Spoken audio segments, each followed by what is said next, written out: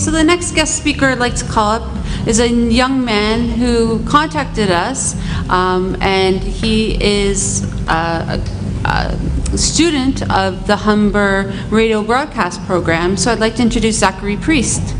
My name is Zachary Priest. You can just call me Zach. I have never told my story in a setting like this. I have not really done too much public speaking, so I'd like to congratulate you all for being here for the, the first ever time of hearing the story of Zachary Priest. You're very lucky.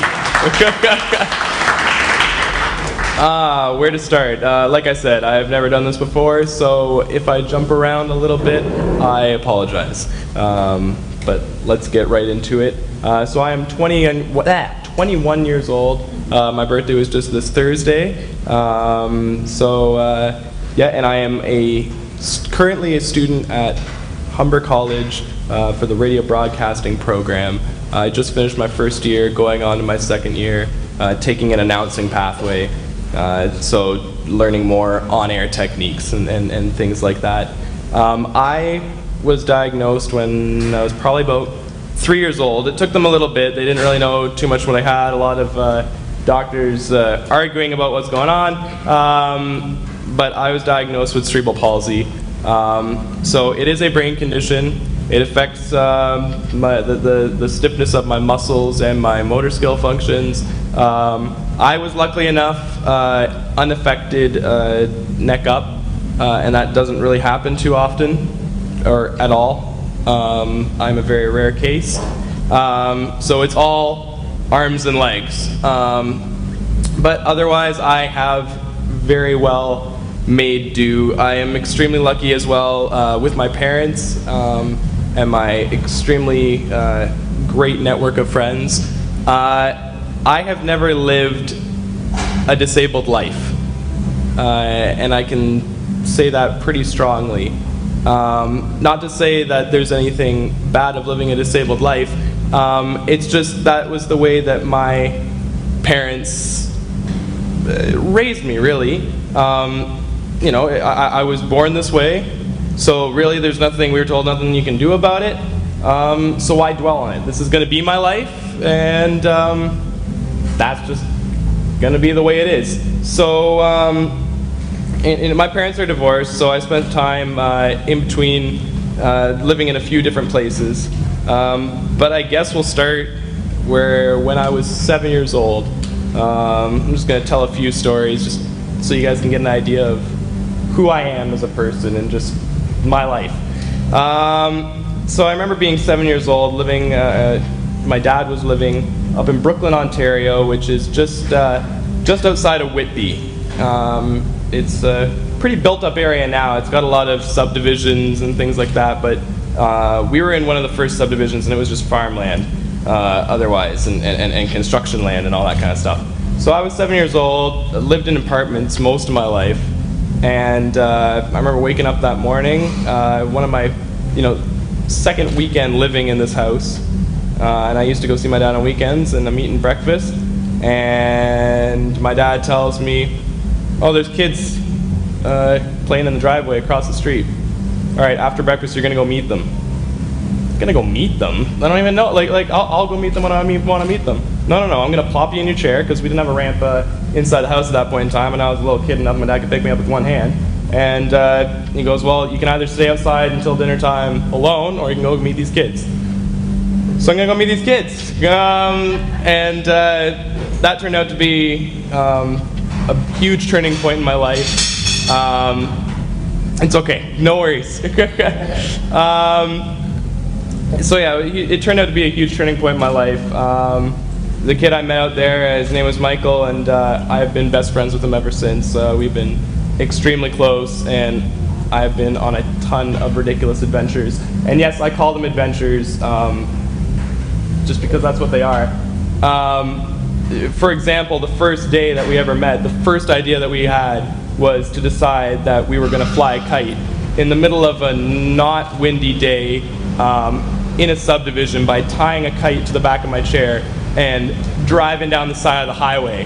My dad wasn't too happy about that, being 7 years old and driving on the highway, but it was fun. And for the first time in my life at that point, you know, I was discovering, I was having fun, I was doing my own kind of thing. Okay, let's think. Like I said, never done this before, so so my life has really just been no different than anybody else's. I got in trouble as a kid, did a lot of stupid things as a kid, and I don't feel that I've done anything different, and a lot of people really admire that, I guess, just in the fact that I have not let my disability get in my way.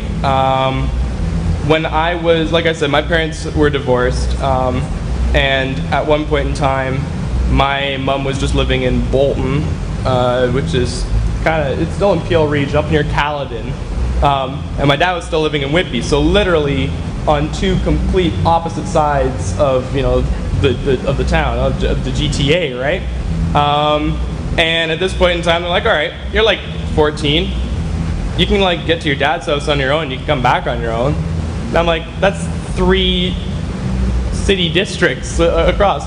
Well, you know, you got GO Train and stuff, so 14-year-old me, I sat down and I found a way between 3 different bus systems, GO Train and subways, how to get from Caledon all the way to Whitby, Ontario. And ever since, I have been extreme. Again, I thank my parents for that. I thank them for throwing me into that situation. A lot of people will be like, oh my God, what are they doing? This kid can't even like pick up phones on his own. But you know,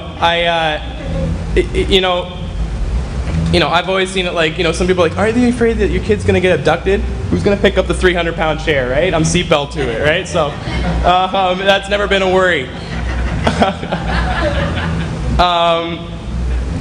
And so that was another great turning point in my life, just for the fact of, then I had the freedom. I knew how to, and I was able to go anywhere, you know, I please. And since that day, I am extremely adept at knowing where I'm going. I have a really good directional sense, and just bus routes just come naturally to me. I remember 2 summers ago, I was working at CTV. I was working in the archives department, archiving different footage and working behind the scenes at the news department, just in the W5 offices. And I remember my first day hopping on a bus, and I got to the front door of CTV, and then it kind of hit me. I never looked up directions. And I was really, really surprised that I made it there, and I still, I never knew where I was going, but I made it there, you know, without even thinking about it. So I'm really lucky that I've been able to have those experiences. So like I said, right now, currently, I am studying radio broadcasting at Humber College, and it's been the ride of a lifetime. I really like it. I was never really into school. It just never interested me. I don't know, I had other things. I wanted to hang out with friends. I wanted to go partying. I wanted to do all this other stuff. Marks weren't really my thing, but now I just love it, and I'm having a great time. If I can bounce back a little bit, I'll share one more story, then we'll get on with the evening. So I remember we were living in, no, we weren't living in Scarborough. We were living in Bolton. I was going to high school in Bolton. It was about grade 10. So the Ontario government and schooling system makes it so we have to take 1 arts credit at grade 10. You either got to take visual art or you got to take drama. And probably wasn't taking visual art or painting anytime soon. So I took drama. And when I took drama, I passed with a 51. And the teacher pulled me aside and she goes, so you thinking of taking drama again next year? And I was like, yeah, I was thinking of it. I kind of enjoyed it. She goes, you know, maybe you shouldn't. Oh, okay. So things came up during that summer, and I ended up moving from Bolton to Scarborough, living with my grandmother. the way the school district works, my home school actually did not have an elevator and was not an accessible school. So the next closest school was Wexford Collegiate School for the Arts, which is, they bounce up and down between the first and second arts high school in Canada. The second and first being Etobicoke. So they're high up there. But that was my home school. Usually people have to audition to get in there, but I was just already in there because that was the closest one with an elevator. So something happened with my registration. I ended up being late, and I was a week late. They didn't let me into the school until a week later, so I got there, I was in the guidance department. They had to figure out what courses were open for me to take, because I just needed to take anything at this point because I need to be enrolled in school. So they're going through and they go, okay, so the only thing open we have left is open drama. Drama for, like, just anybody can join it. And I'm like, I don't want to do that. I'm already feeling really bad about myself. I got a drama teacher told me don't take drama again, and now I'm going into this. And it's an art high school, right? So I'm like, okay. And they're like, and you're going to be so happy to know that you've got the head of the entire performing arts department as your teacher. Kill me now, right? And I don't know if any of you watch Glee or part of that, but this teacher has got to be as close of a representation to Sue as you would ever have in your life.